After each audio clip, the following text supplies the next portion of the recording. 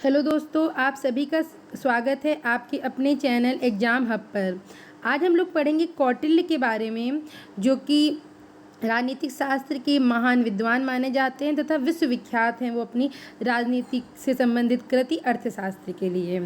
तो चलिए स्टार्ट करते हैं कौटिल्य के बारे में पढ़ना। और ये कौटिल्य का सामान्य जीवन परिचय है, जो कि कभी कभी एग्जाम्स में पूछ लिया जाता है। आपकी प्रतियोगी परीक्षाओं में इससे संबंधित प्रश्न आ जाते हैं। तो चलिए स्टार्ट करते हैं। पहले देखते हैं कौटिल्य के जन्म के बारे में। तो कौटिल्य का जन्म को लेकर भी विद्वान एकमत नहीं है, अलग अलग विद्वानों ने अलग अलग थ्योरी दी है।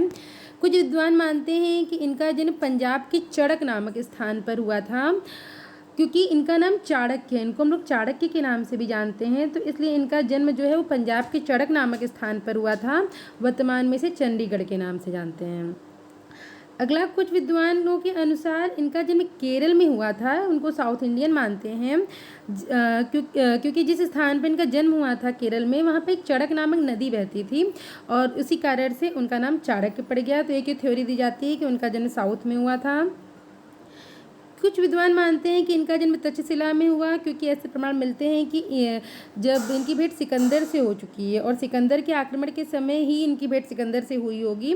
तो जहाँ तक सिकंदर ने अधिकांशतः जो अपने आक्रमण हैं वो तक्षशिला में ही करे हैं, तो इस तरीके से तक्षशिला के निवासी हो सकते हैं।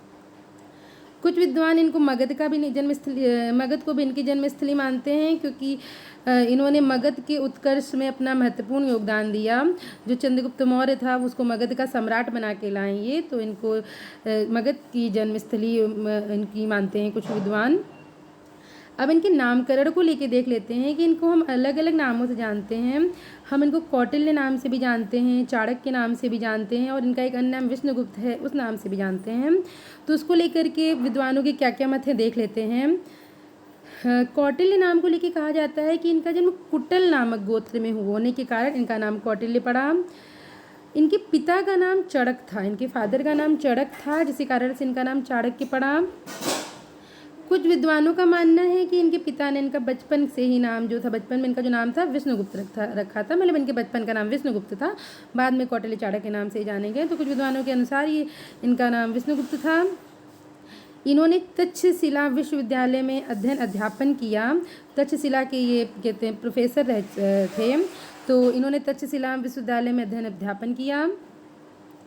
इनकी रचनाएं जो हैं, इनकी रचनाओं में इनकी फेमस रचना जो है वो हम सभी जानते हैं, अर्थशास्त्र है, जो कि राजनीतिक शास्त्र से संबंधित एक विश्वविख्यात कृति है, जिसमें इन्होंने बहुत सारे पॉइंट्स दिए हुए हैं, कैसे शासन करना चाहिए, कैसे एक राज्य लोक कल्याणकारी राज्य बन सकता है, राजा के क्या कर्तव्य होते हैं, प्रजा के प्रति उसका क्या उत्तरदायित्व है।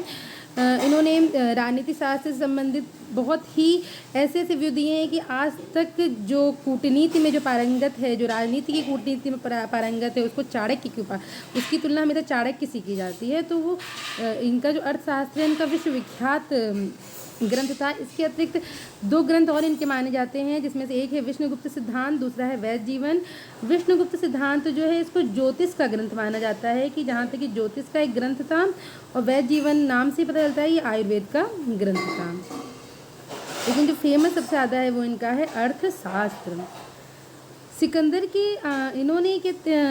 के जो आक्रमण जब हो रहे थे भारत में, तो बहुत ही छोटे छोटे राज्य अस्तित्व में थे, और ये सब छोटे छोटे राज्य सिकंदर द ग्रेट था, तो सिकंदर के सामने सब पराजित होते जा रहे थे। तो इसलिए इन्होंने जो नंद शासक घनानंद के पास ये मदद मांगने गए थे वहाँ, तो लेकिन जो ये नंद शासक घनानंद था, ये बहुत ही घमंडी प्रवृत्ति का था और भोग विलास में लिप्त रहता था।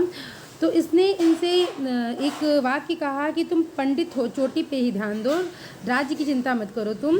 तो इससे इन्होंने अपनी एक इंसल्ट महसूस की, बेइज्जती महसूस की, और इन्होंने उसी वक्त अपनी चोटी खोल दी, और इन्होंने कहा मैं चोटी अपनी तभी बांधूंगा जब मैं नंद वंश का विनाश कर दूंगा।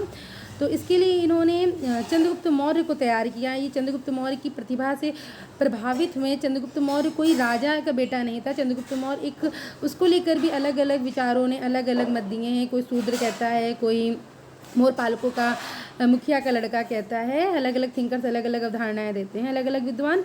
तो उन्होंने, लेकिन वो एक सीधी सी बात है कि किसी राजा का बेटा नहीं था, तो उसको चंद्रगुप्त मौर्य की प्रतिभा से प्रभावित होकर के उन्होंने उसको मगध का साम्राज्य बनाया और नंदवंश के विनाश में इन्होंने अपनी महत्वपूर्ण भूमिका निभाई। नंदवंश का इन्होंने पतन किया, ये हम लोग देख चुके हैं।